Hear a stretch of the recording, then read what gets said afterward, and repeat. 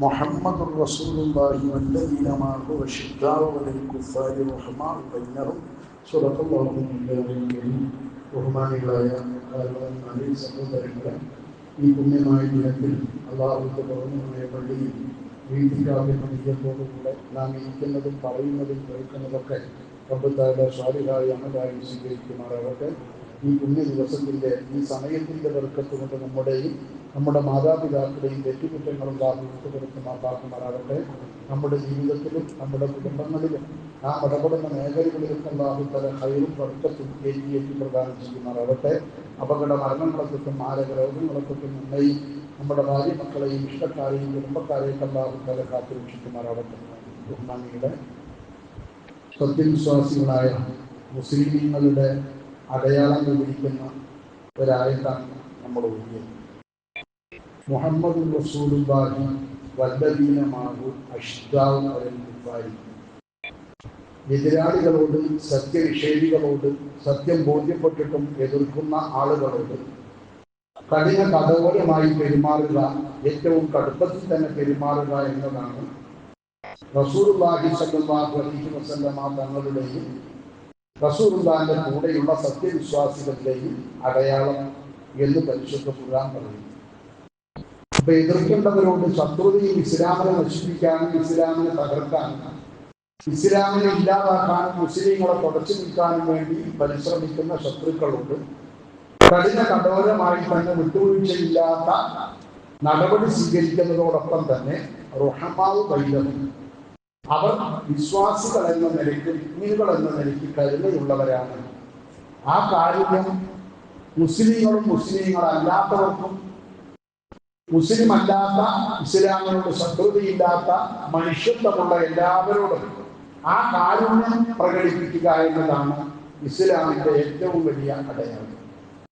റഹ്മത്ത്, കാരുണ്യം എന്നത് പരിശുദ്ധ ദീനുൽ ഇസ്ലാമിന്റെ അടയാളമായിക്കൊണ്ടാണ് പരിശുദ്ധ പ്രവാചകർ സല്ലല്ലാഹു അലൈഹി വസല്ലമ തങ്ങളും പരിശുദ്ധ ഖുർആനുമൊക്കെ നമുക്ക് പരിചയപ്പെടുത്തി തരുന്നത്. അതുകൊണ്ടാണ് റസൂലുള്ളാഹി സല്ലല്ലാഹു അലൈഹി വസല്ലമ തങ്ങൾ പറഞ്ഞത്, അഫ്ളലുൽ അഅ്മാലി ബഅദൽ ഈമാനി ബില്ലാഹി. ഒരാൾ അല്ലാഹുവിൽ വിശ്വസിച്ചു കഴിഞ്ഞാൽ പിന്നെ അവന്റെ അഅ്മാലുകളിൽപ്പെട്ട അവന്റെ പ്രവർത്തനങ്ങളിൽ ഏറ്റവും ശ്രേഷ്ഠമായ പ്രതിഫലം അത്തബദ്ദുദു ഇലന്നാസ്, മനുഷ്യരെ സ്നേഹിക്കുക എന്നതാണ്.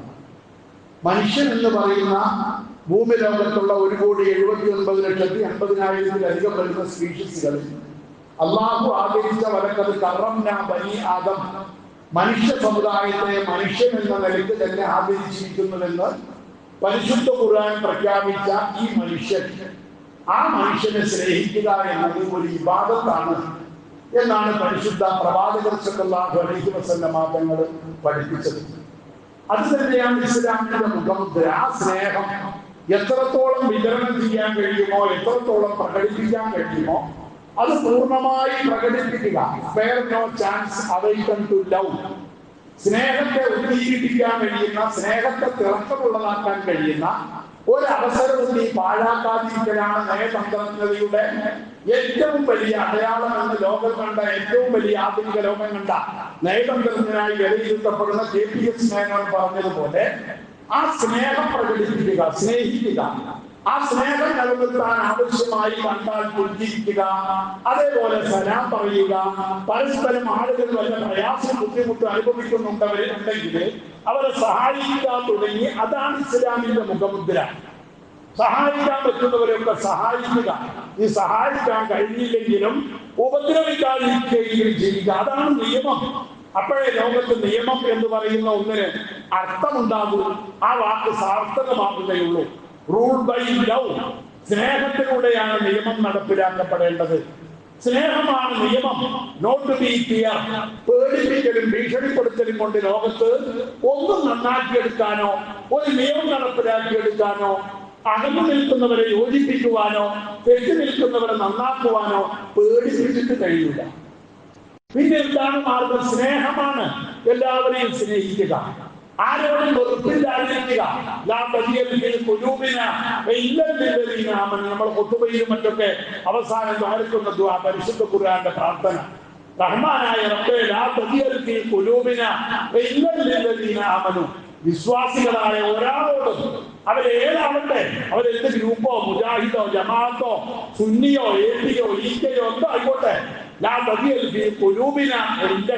അവരോടൊന്ന് എന്റെ മനസ്സിൽ അല്പം പോലും ഈർഷ്യത നീ നൽകരുത് തമ്പുരാനെ. ആ നിലയിലുള്ള ഒരു ശത്രുത എനിക്ക് വകവെച്ച് എന്റെ മനസ്സിൽ, ആ നിലയിലുള്ള ഒരു വിരോധം എന്റെ മനസ്സിൽ ഉണ്ടാക്കരുത് തമ്പുരാനെ എന്ന് പ്രാർത്ഥിക്കുന്നവരാണ് നമ്മള്. അതുകൊണ്ട് സ്നേഹമാണ് ഈ മതം വിതരണം ചെയ്യുന്നത്. സ്നേഹമാണ് ഇസ്ലാമിന്റെ മുഖമുദ്ര. അത് തന്നെയാണ് ലോകത്ത് വിജയിച്ച ആളുകൾ മുഴുവൻ വിജയത്തിന്റെ നിദാനമായി കണ്ടതും അതുകൊണ്ട് തന്നെയാണ്. കഴിഞ്ഞ നൂറ്റാണ്ടിൽ കേരളം കണ്ട എന്നല്ല, ഇന്ത്യ കണ്ട ഏറ്റവും വലിയ സ്നേഹത്തിന്റെ പ്രതീകമാണ്. നവോത്ഥാന നായകനായി വിലയിരുത്തപ്പെടുന്നവരാണ് SNDP യൂണിയന്റെ സ്ഥാപകനായ ബഹുമാനപ്പെട്ട ശ്രീനാരായണ ഗുരു. നമുക്കറിയാലോ, നമ്മുടെ നാട്ടുകാരനാണ്, മലയാളിയാണ്. അദ്ദേഹത്തെ സംബന്ധിച്ചിടത്തോളം അദ്ദേഹം ഇതേ ആശയത്തിന്റെ ആളാണ്. അദ്ദേഹത്തിന്റെ ശിഷ്യന്മാരും ഇതേ ആശയത്തിന്റെ ആളാണ്. SNDP യൂണിയന്റെ ആദ്യത്തെ ജനറൽ സെക്രട്ടറി ആയിരുന്ന കുമാരനാശാന്റെ കവിതകൾ കാണാം. സ്നേഹത്തിൽ നിന്ന് ഉദിക്കുന്നു ലോകം.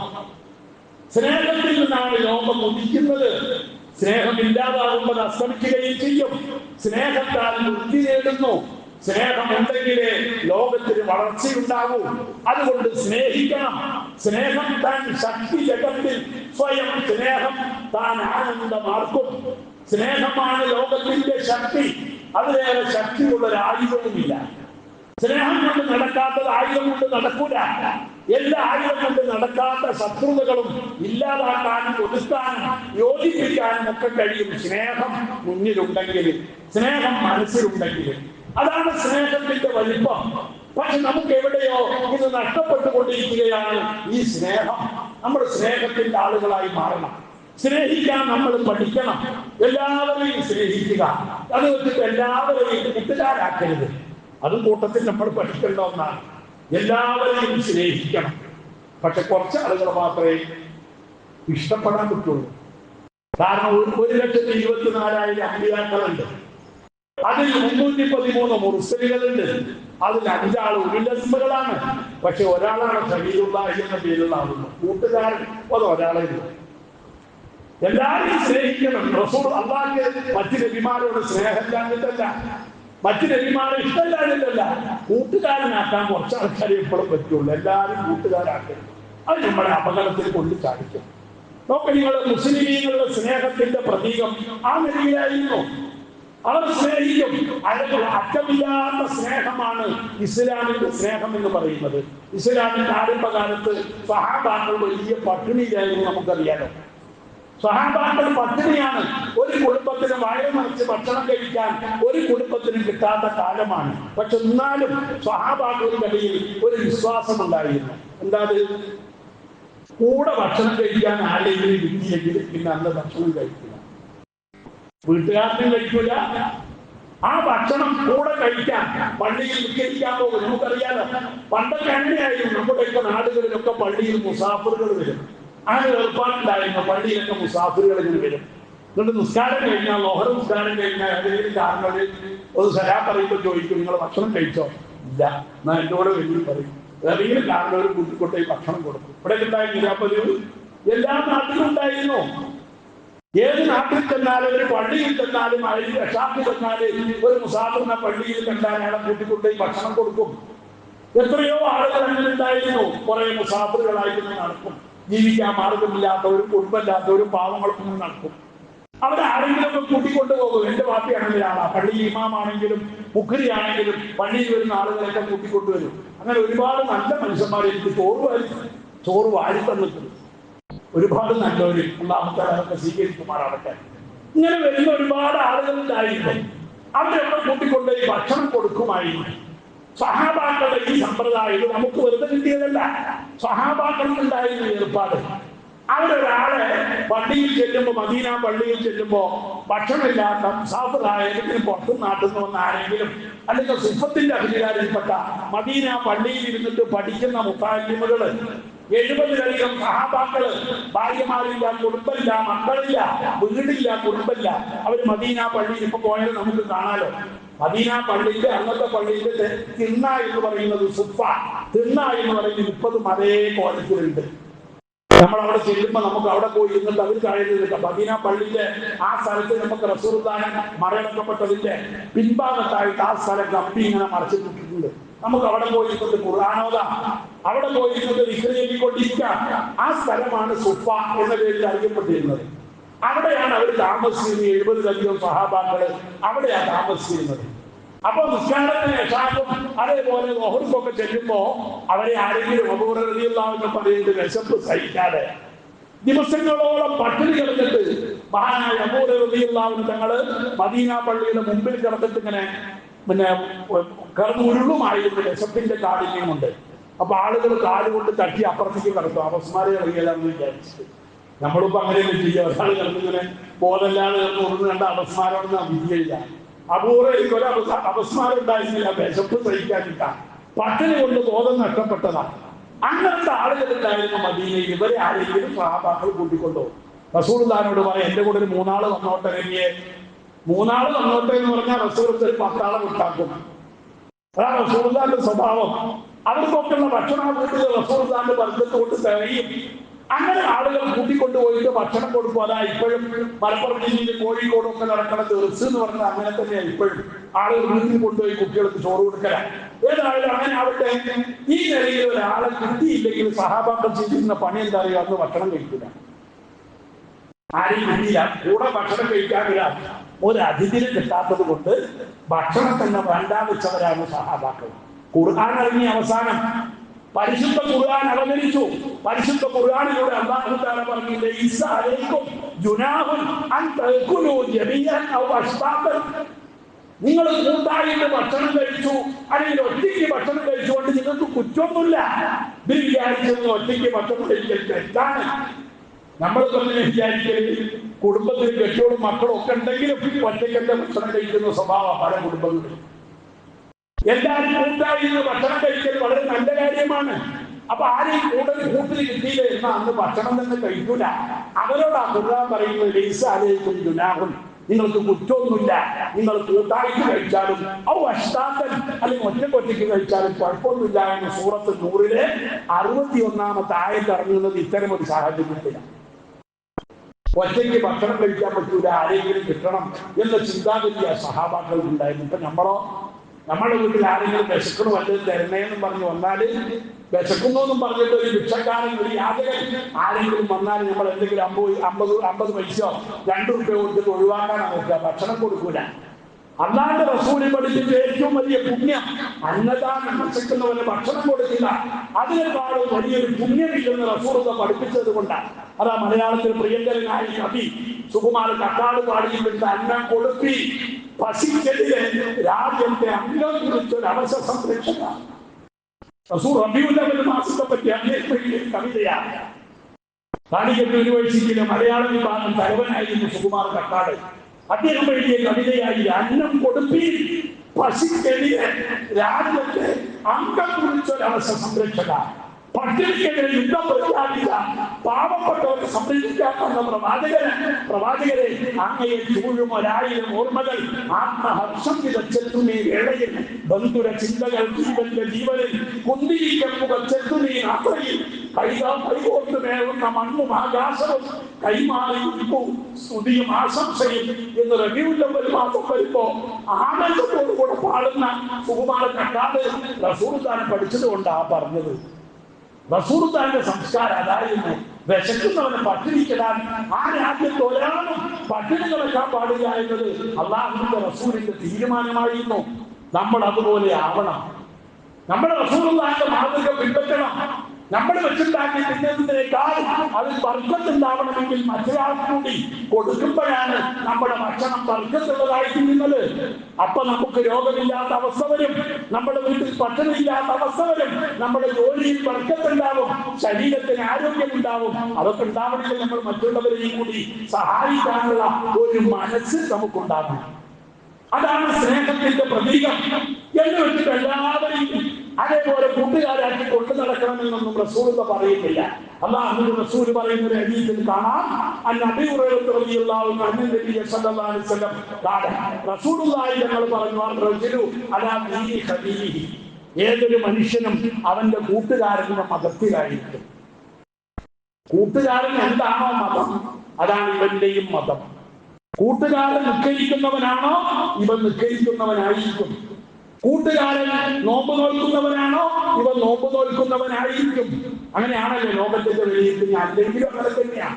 ഇപ്പൊ അടുത്ത് ഞങ്ങളുടെ നാട്ടിൽ ഒരു സംഭവം ഉണ്ടായി. ഞാൻ ഉണ്ടായിരിക്കുമ്പോൾ ആയിരുന്നല്ലോ എന്റെ കൂട്ടുകാരൻ, അയൽവാസിയും കൂട്ടുകാരനുമായ അബ്ബാസ്. സ്ട്രോക്ക് വന്നതിനെ പറ്റി ഞാൻ പറഞ്ഞല്ലോ. അബ്ബാസ് മരിച്ചു. അത പുറത്തു കൊടുക്കുമാറാവട്ടെ. അവൻ വീട് കിടക്കുമ്പോൾ മഴയിൽ മാട്ടുമലയിൽ ആ പ്രധാനമന്ത്രിയുടെ റോഡുണ്ടല്ലോ, മേലെ കൂടെ പോണ റോഡിലാണ് അവൻ വീണത്, മരിക്കുന്നു വീണത്. കൂടെ ആരും ഉണ്ടായിരുന്നില്ല. ഉണ്ടായിരുന്നു എന്നാണ് അന്ന് കേട്ടത്. പിന്നെ മനസ്സിലായത് ആരും ഉണ്ടായിരുന്നില്ല. ഇവൻ തലയടിച്ചു വീണു.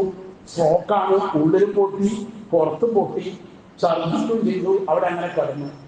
ആ സമയത്ത് വളരെ നല്ല ഉപകാരം ചെയ്യുന്ന മനുഷ്യന്മാരൊക്കെ നടന്നു പോയിട്ടുണ്ട്.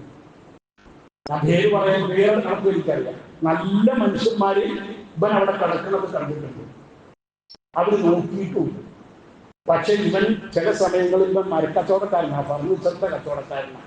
ചിലപ്പോൾ എന്റെ ബൈക്കിന്റെ പിന്നിൽ വേറൊരാൾ ഇരിക്കാറുണ്ട്. അവന്റെ പേര് പറയാൻ പറ്റൂലല്ലോ. ഞങ്ങളുടെ നാട്ടിലുള്ള ഒരാളല്ല. അവൻ ഈ ബൈക്കിൽ ചിലപ്പോൾ കാണാറുണ്ട്. അവൻ കള്ളൂടിയലാണ്. പേര് മുസ്ലിമാണെങ്കിലും അവൻ കള്ളൂടിയലാണ്. അപ്പൊ അവന്റെ കൂടെ കാണുന്ന ആളാണല്ലോ അബ്ബാസ്. അപ്പൊ ഇപ്പൊ വീട് കിടക്കുന്ന കണ്ടപ്പോ എവിടേക്കാ ചെയ്യുന്നത്, കൂട്ടിച്ചേർത്തത് എവിടേക്കാ? അവൻ കുടിയനാണ്. അപ്പൊ ഇവര് കുടിച്ചിട്ട് വീട് കിടക്കുകയും വിചാരിച്ചിട്ടാണ് കണ്ടവർ ഇവരെ ഹോസ്പിറ്റലിൽ എത്തിച്ചില്ല. ആ സ്ട്രോക്ക് വന്ന് എത്ര നേരം അങ്ങനെ കിടന്നത് പോലും ആർക്കും അറിയില്ല. പിന്നെ കുറെ നേരം കഴിഞ്ഞിട്ട് വേറെ ആരോ കാറിൽ പോകുമ്പോൾ കണ്ടിട്ടാണ് അവരെടുത്തിട്ട് ഹോസ്പിറ്റലിൽ എത്തിച്ചത്. പിന്നെ ഹോസ്പിറ്റലിൽ എത്തുമ്പോഴേക്കൊക്കെ സ്ട്രോക്കിന്റെ സമയം, ദ്രവിക്കേണ്ടതൊക്കെ ദ്രവിച്ചു, നിൽക്കേണ്ടതൊക്കെ സ്തംഭിച്ചു പോയി, തലച്ചോറൊക്കെ കേട് വന്നു. പിന്നെ ഓപ്പറേഷനൊക്കെ നടത്തിയെങ്കിലും ആള് രക്ഷപ്പെട്ടില്ല. അല്ല പുറത്തു കൊടുക്കുമാറാവട്ടെ. എന്താ പിന്നെ നമുക്ക് പഠിക്കാനുള്ളത്?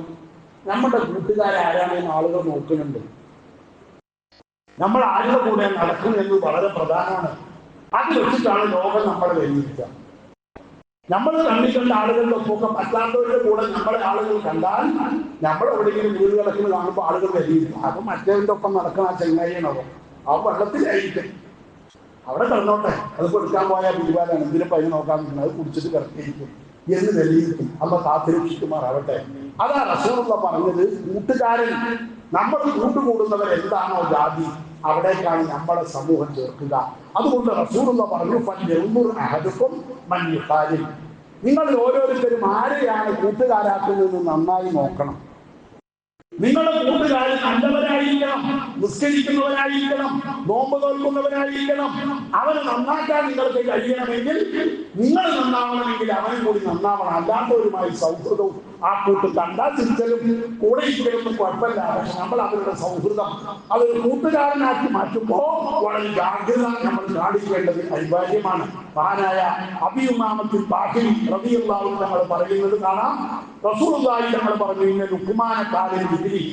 പരിശുദ്ധ ഖുർആനിൽ സൂറത്ത് ലുഖ്മാൻ എന്ന് പറയുന്ന ഒരു സൂറത്തുണ്ട്.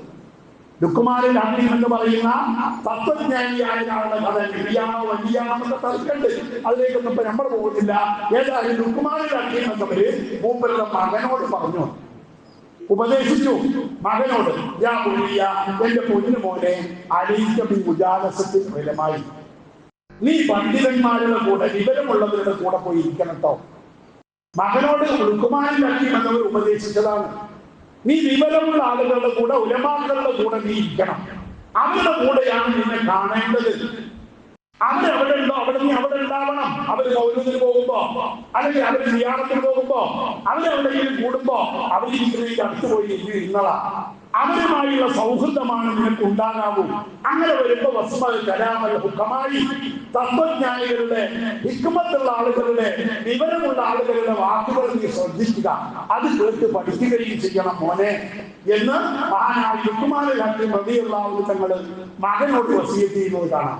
അപ്പൊ നല്ലവരുമായി നമ്മൾ കൂട്ടുകൂടണം, നല്ലവരുമായി സഹവസിക്കണം. മെച്ചെന്താ? ചത്ത മനസ്സുകളെ പാപങ്ങൾ കൊണ്ട്, ദിക്റില്ലാത്തത് കൊണ്ട്, ബോധമില്ലാത്തത് കൊണ്ട്, അല്ലാഹുവിനെ പറ്റിയുള്ള ചിന്തയില്ലാത്തത് കൊണ്ട് ചത്തുപോയ മനസ്സുകൾ, ആ മനസ്സുകളെ അല്ലാഹു തആല ജീവിപ്പിക്കും. വിവരമുള്ള ആളുകൾ നൽകുന്ന ഉപദേശത്തിന്റെ ആ വെളിച്ചം കൊണ്ട് നിന്റെ ചത്തുപോയ കൽബുകൾക്ക് ജീവൻ നൽകാൻ അള്ളാഹു സഹായിക്കും. ആ ചത്തുപോയ കൽബുകൾക്ക് ജീവനിടാൻ, ജീവൻ നൽകാൻ അള്ളാഹു സഹായിക്കും അത്തരം ആളുകളുടെ സംസാരങ്ങള്. അത് കേട്ടിരുന്നാൽ നിന്റെ ചത്തുപോയ കൽബിന് ജീവൻ വരും. 24 മണിക്കൂറിൽ കേൾക്കാൻ പറ്റാത്ത സംഗീതവും അതുപോലെയുള്ള പാട്ടുകളും അതുപോലുള്ള അനാവശ്യങ്ങളും കേട്ടിട്ട് നിന്റെ കൽബ് ചത്തുപോയിരിക്കുകയാണ്. ആ ചത്തുപോയ കൽബുകൾക്ക് ജീവൻ ഉണ്ടാകണമെങ്കിൽ അത്തരം സംസാരങ്ങൾ നീ ധാരാളമായി കേൾക്കണം. ഏതുപോലെ ചത്തുപോയ, മഴയുടെ സ്പർശനമില്ലാതെ, മഴയില്ലാതെ, വേനലിന്റെ കാഠിന്യം കൊണ്ട് നശിച്ചു പോയ ചത്തുപോയ മണ്ണിലേക്ക് മഴ പാറുന്നതോടുകൂടെ ആ ഭൂമിയിൽ മുളച്ചു വരുന്ന സസ്യങ്ങളും ചെടികളുമൊക്കെ എന്നതുപോലെ അവരുടെ വാക്ക് നീ കേട്ടാൽ നിന്റെ മനസ്സിന് പുതുജീവൻ നൽകുമെന്ന് ലഭിക്കുമെന്ന് പരിശുദ്ധ പ്രവാചകർ സല്ലല്ലാഹു അലൈഹി വസല്ലമ തങ്ങള് മഹാനായ ലുഖ്മാനുൽ ഹക്കീം റളിയല്ലാഹു അൻഹു തങ്ങളെ ഉദ്ധരിച്ചുകൊണ്ട് നമുക്ക് പഠിപ്പിക്കുന്നത് കാണാം. അപ്പൊ അതുകൊണ്ട് നല്ലവരുമായി നമ്മൾ കൂട്ടുകൂടാൻ ശ്രമിക്കുക. അതാ റസൂലുള്ളാഹി തങ്ങൾ പറഞ്ഞത്, നല്ലവരോട് കൂടെ നമ്മൾ പോയി ഇരുന്നാല് ഇന്നമാ മസലുൽ ജലീസിൽ സ്വാലിഹീൻ, നല്ല മനുഷ്യന്മാരുടെ അടുത്ത് പോയിരിക്കുന്നത് അതേപോലെ സൂയി, ചീത്ത ആളുകളുടെ അടുക്കൽ പോയിരിക്കുന്നതും കസ്തൂരി സുഗന്ധം സെന്റ് വിൽക്കുന്ന ആളുടെ അടുത്ത് പോയിരിക്കുന്നത് പോലെയാണെന്ന് റസൂലുള്ളാഹി പറഞ്ഞത്. നല്ല മനുഷ്യന്മാരോട് സഹവസിച്ചാൽ സെന്റ് വിൽക്കുന്ന ആളുടെ അടുക്കൽ പോയിരുന്ന എന്താ, ഒന്ന് കൊടുക്കാതെ ഫ്രീ ആയിട്ട് തന്നെ വാസന ഇങ്ങനെ കിട്ടും. അല്ലെങ്കിൽ അയാളെ ആ സാമ്പത്തികം ധരിച്ചു വരും. അപ്പൊ അത് ഫ്രീ കിട്ടും, ആ വാസന നമുക്ക് അനുഭവിക്കാം. ഏതായാലും സുഗന്ധേ ഉള്ളൂ. അതേപോലെ കൊല്ലന്റെ ആല, കൊല്ലം കരുവാന്മാര് കൊല്ലന്മാരുണ്ടല്ലോ, അവർ കൊടുവാൻ കൈക്കോട്ടൊക്കെ കൂട്ടുന്ന ഊർച്ചുണ്ടാക്കുന്ന അതിന്റെ അടുത്ത് പോയി എന്താണ്ടാകുക, അയാളത് പിടിച്ചിങ്ങനെ തിരിക്കുമ്പോ അത് തിരിഞ്ഞ് ശക്തിയായിട്ടും പൊങ്ങി വരും. അതിന്റെ നാളമോ അതിന്റെ പൊടികളോ നിന്റെ വസ്ത്രത്തിൽ ചെന്ന് പറ്റിയാൽ നിന്റെ വസ്ത്രം ഓട്ടയാകാനും ശരീരത്തിൽ പൊള്ളലുണ്ടാകാനൊക്കെ സാധ്യതയുണ്ട്. ഇനി അതൊന്നും ഉണ്ടായില്ലെങ്കിൽ തന്നെ ആ നാറ്റം മാത്രമേ ഉണ്ടാവുള്ളൂ, തുരുമ്പ് കത്തിപ്പോകുമ്പോഴുള്ള നാറ്റം. തുരുമ്പ് കുടിച്ച കൊടുവാളും കൈക്കോട്ടൊക്കെ നേരാക്കുക, ആ തുരുമ്പ് കത്തുമ്പോഴുള്ള ചീഞ്ഞ വാസന നിനക്ക് കിട്ടും. ഒരു ഗുണം അതുകൊണ്ട് ഉണ്ടാവില്ല. അപ്പൊ നല്ലവരുമായി സഹവസിക്കുക.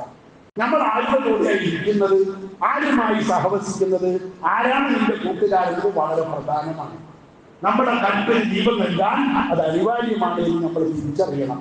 നമ്മുടെ കൂട്ടുകാരെ നമ്മളെ ചീത്തയാക്കുന്നുണ്ട്, നമ്മുടെ സ്വഭാവത്തിൽ മാറ്റം വരുത്തുന്നുണ്ട്, നമ്മുടെ ജീവിതം കേടുവരുത്തുന്നുണ്ട് എന്നൊക്കെ തിരിച്ചറിയാൻ നമുക്ക് കഴിയുമ്പോഴാണ് നമ്മൾ യഥാർത്ഥത്തിൽ പഴയ്ക്കാതിരിക്കാനുള്ള സാഹചര്യം നമുക്ക് സജ്ജമായി കിട്ടുന്നത്. ആ നിലയിൽ അള്ളാഹുവിനെ ഭയപ്പെടുന്ന നല്ല ആളുകളുമായി കൂട്ടുകൂടാനും നല്ലവരുമായി സഹവസിക്കാനും ഒക്കെ കലീമുള്ളാഹി മൂസ നബി അലൈഹിസ്സലാം, നമുക്കറിയാലോ മുർസലീങ്ങളിൽപ്പെട്ട മഹാനാണ്. മൂസ നബി ഒരു ദിവസം മിമ്പറിൽ നിന്നിട്ട് പൊട്ടുപോതിക്കൊണ്ടിരിക്കുക, പ്രസംഗിക്കുക.